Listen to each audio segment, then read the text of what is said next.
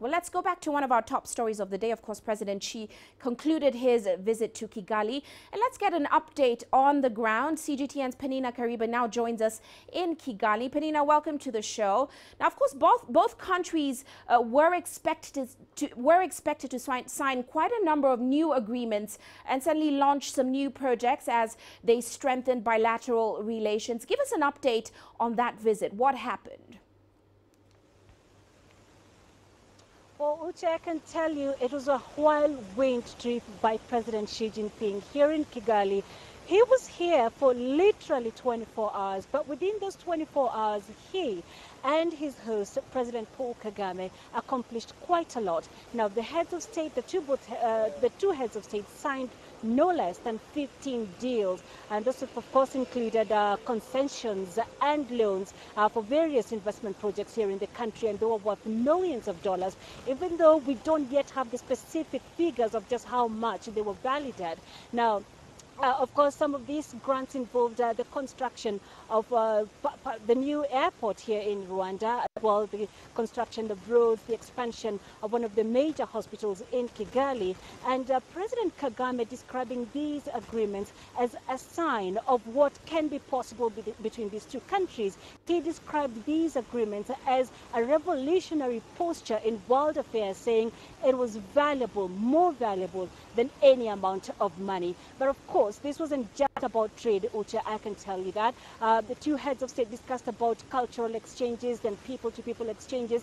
And I guess President Xi Jinping emphasizing the need of that. He got to learn a little bit about the history that has shaped this nation of Rwanda. He visited the Kigali Genocide Memorial Center to pay his respect to the victims of the 1994 genocide. And then after that, Uche, there was a brief farewell ceremony, and the president of China departed Kigali at about 1500 GMT for South Africa. Well, Peninah, President Xi's visit certainly revealed how important Rwanda is strategically to China-Africa cooperation going forward. Tell us more about how this visit revealed the extent of cooperation and the current state of relations between the two countries. Well, Uche, it was a very important and very significant visit, and not just because the world is talking about it being the very first visit here by a Chinese leader, but also very significant in terms of trade.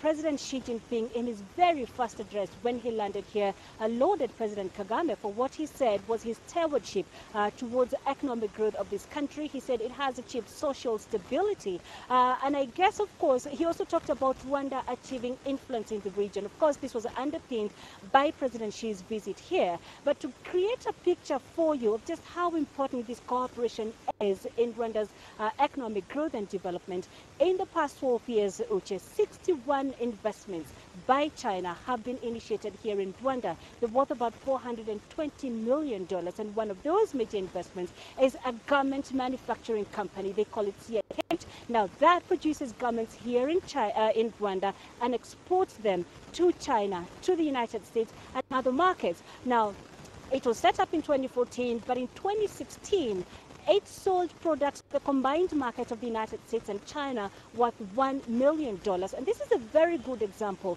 of the efforts that Rwanda is making to market its Made in Rwanda brand. So they're talking about a visit coming at a very crucial time when Rwanda is also talking about a 7-year national development strategy underpinned by the road network, which of course is being undertaken by Chinese companies here. And Uche, today the president of China met with the Chinese community, especially the Chinese companies that will be crucial in implementing these deals that the two heads of state talked about and agreed on today. And Peninah, we certainly can't ignore the fact that Paul Kagame is not just the president of Rwanda, he's also the current chairperson of the African Union. So how have we seen his position influence talks between him and President Xi Jinping?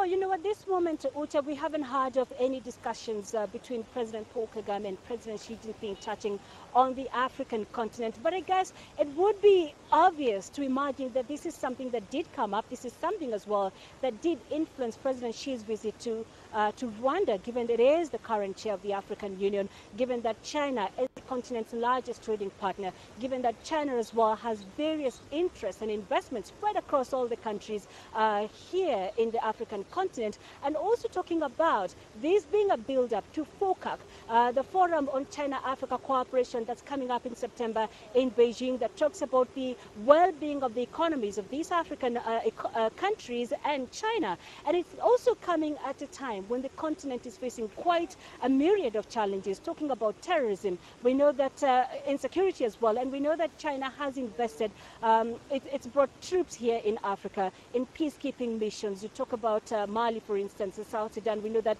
China has boots on the ground. So there's obviously a lot of interest that China has to lose if this continent were to be unable to cope with the challenges. And they're using FOCAC as an example of how these two, China and Africa, can exchange ideas and come up with solutions to some of the continent's challenges. So, of course, this would be a very significant time for President Xi Jinping to visit the chair of the African Union. In the coming days, Uche, we will be able to understand better what these two heads of state talked about. But, of course, Uche, this is something a lot of people say should definitely have come up in their discussions. Well, many thanks for that update, Peninah. Of course, Peninah Karibe joining us there in the capital, Kigali.